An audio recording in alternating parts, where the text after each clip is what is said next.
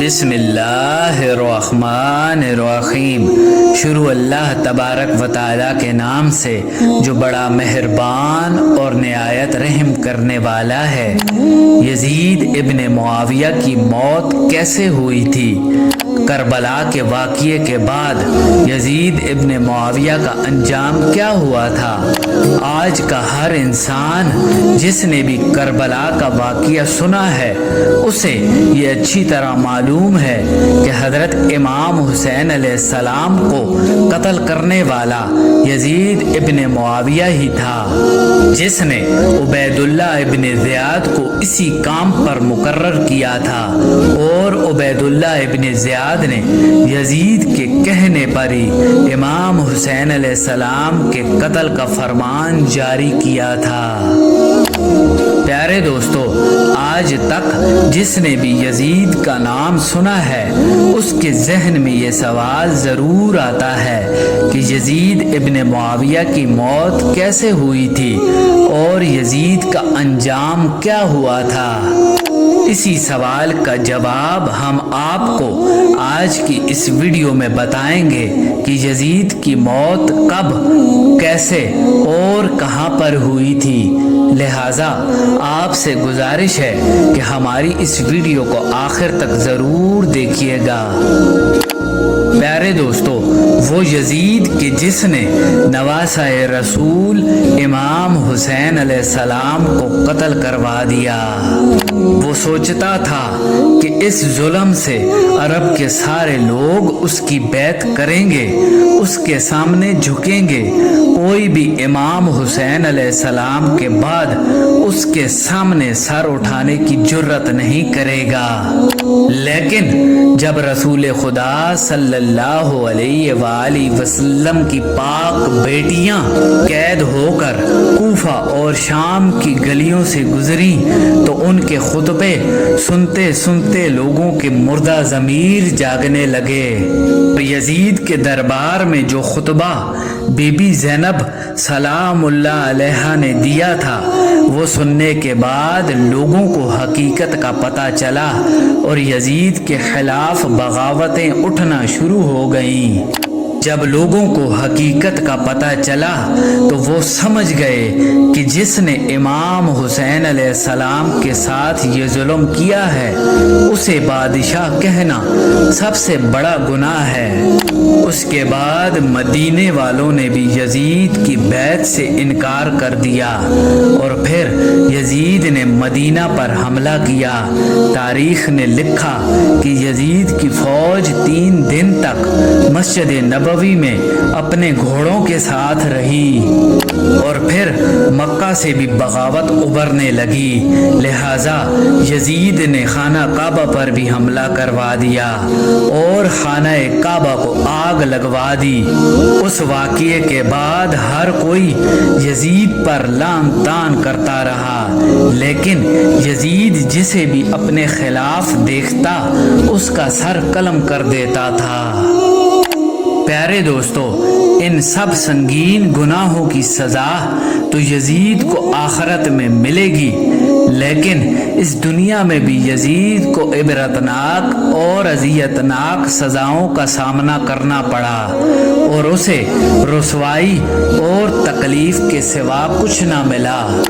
اور کربلا کے واقعے کے کچھ ہی عرصہ بعد یزید ایک انتہائی تکلیف دہ مرض میں مبتلا ہو گیا۔ یزید کو ایک ایسی موذی بیماری لگی جس کی وجہ سے وہ دن رات جیسے مچھلی پانی کے بنا تڑپتی ہے اسی طرح یزید بھی تڑپتا رہتا تھا۔ اس کے پیٹ میں شدید درد اٹھتا تھا اور اسے بہت زیادہ پیاس لگتی تھی اور وہ جتنا بھی پانی پیتا اس کی پیاس نہیں مٹتی تھی، اور جب یزید پیاس کی شدت سے پانی پیتا تو وہی پانی اس کا پیٹ جلاتا تھا، اور اس کے حکیم بھی حیران و پریشان تھے کہ یہ کس قسم کی بیماری ہے اور وہ یزید کو کہتے تھے کہ تمہارا پیٹ اندر سے خالی ہو رہا ہے اور جل رہا ہے۔ یزید کی یہ تکلیف روز بروز بڑھتی ہی جا رہی تھی اور وہ دن رات اس درد اور تکلیف سے چلاتا رہتا۔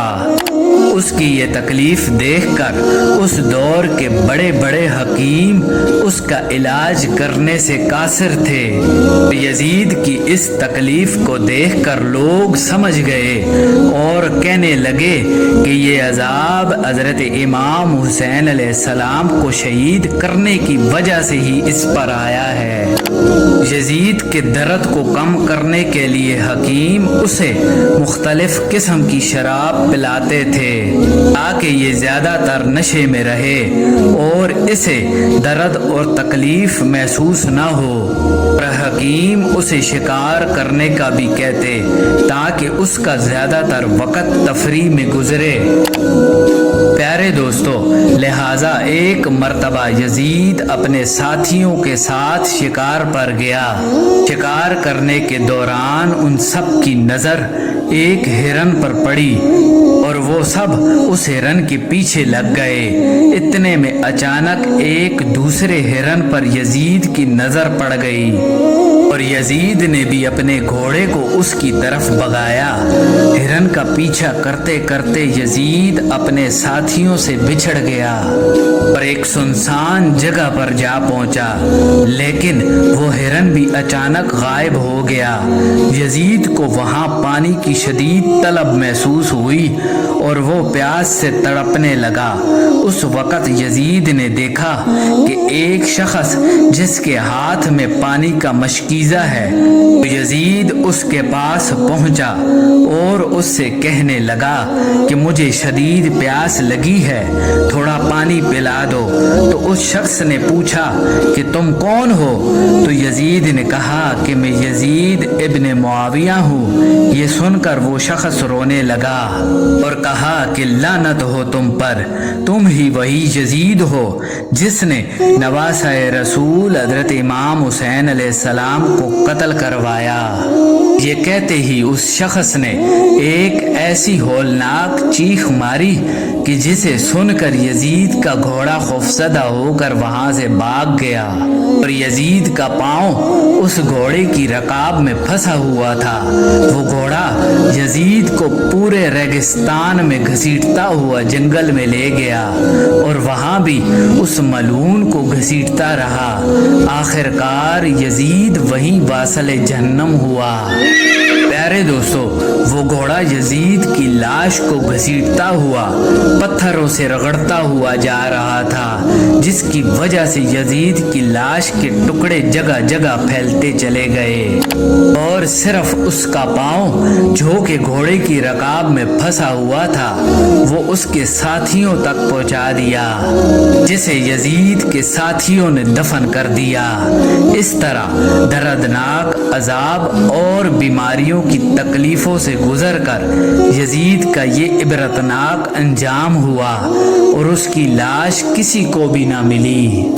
یزید کی موت کے بارے میں بہت سی روایات ملتی ہیں، جن میں سے ایک روایت ہم نے آپ کو اس ویڈیو میں بتائی، اور اگر یزید کی لاش مل چکی تھی تو وہ آج بھی اسی قبر میں ہوگی جس کا نشان آج بھی موجود ہے، یا شاید اگر یہ روایت صحیح ہے تو اس قبر میں یزید کے جسم کے بجائے صرف یزید کا وہ پاؤں دفن ہے جو کہ اس کے ساتھیوں کو اس گھوڑے کی رکاب سے ملا تھا۔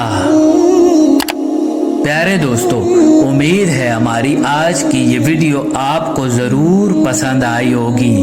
ملتے ہیں ایک نئی ویڈیو کے ساتھ۔ اللہ نگہبان۔